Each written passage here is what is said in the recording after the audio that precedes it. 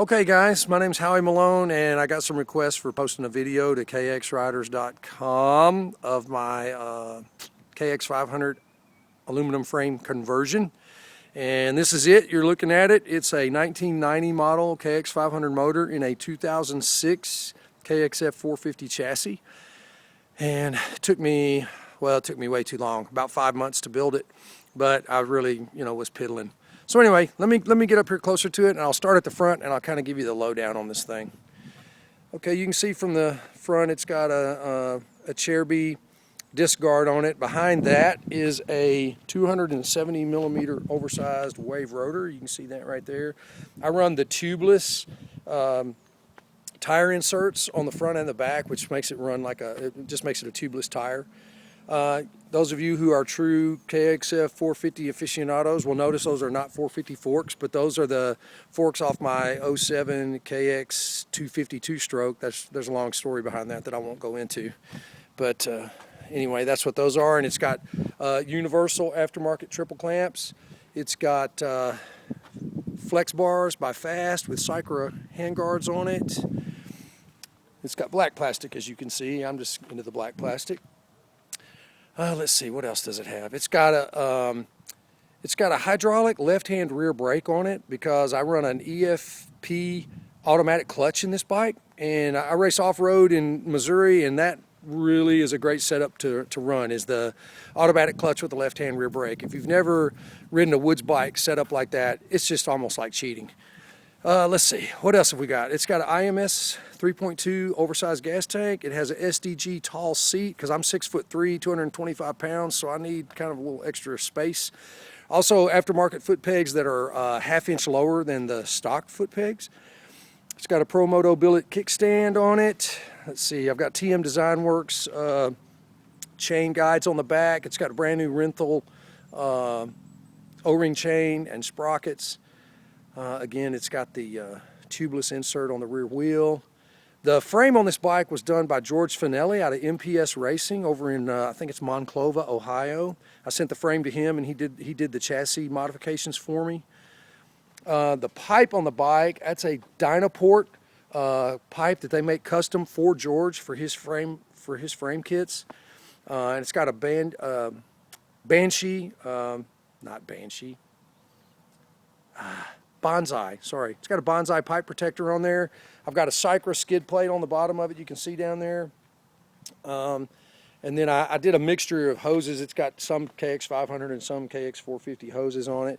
And then you'll notice this is a custom clutch cover because of the automatic clutch sticks out further. I had to cut the end of the outer part of the 500 clutch cover off.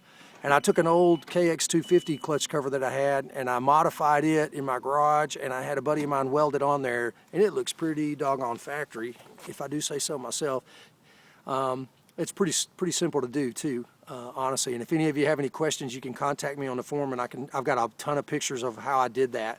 And all I used was a cutoff wheel in my garage and about 2 hours of labor and $40 for the welding. All right, let's see what else has it got on it. It's got a Pro Circuit linkage arm on there. I'd done a lot of research and they said that makes the rear end on these things not so wallowy. I guess the 06s were bad about that. And then it's got a FMF turbine core spark arrestor. Some of the enduros that I ride in Oklahoma, Arkansas, and Missouri, they require you to have a spark arrestor, so I've got a spark arrestor on it. Let's see, what else? I've got some frame guards on there, and it's got Singay aftermarket graphics on it. And I think those are UFO black plastics. And that's about all I can think of. Oh, let's see. Oh, it's got a Boyesen rad valve on it. I'll run around here and show you that. It's got a Boyesen rad valve in there. You can see that. I did have a Moose torque block on it, but it was just so tight in there I took that off. And I kind of hated that. I haven't run it yet since I've rebuilt it.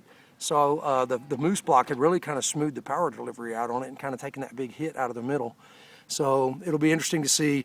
That was without the Boyesen rad valve on it though. I just had the stock intake on it. Oh, and I've got one of these really cool aftermarket compression releases on there too. I'm really excited to to do that since I've ripped my leg half off a couple of times trying to kickstart this thing. Let me move, my wife's going to back over me. Okay, let's see, what else is on this thing? I don't know.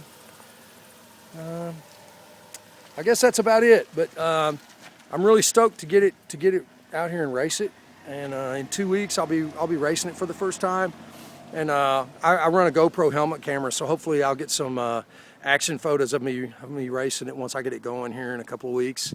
And I'll post some of that up to the forum. So anyway, I hope you guys enjoyed my little nickel tour of my, oh, let's see. I'm sorry. Let me go back in. I also put these extra capacity aftermarket radiators on there.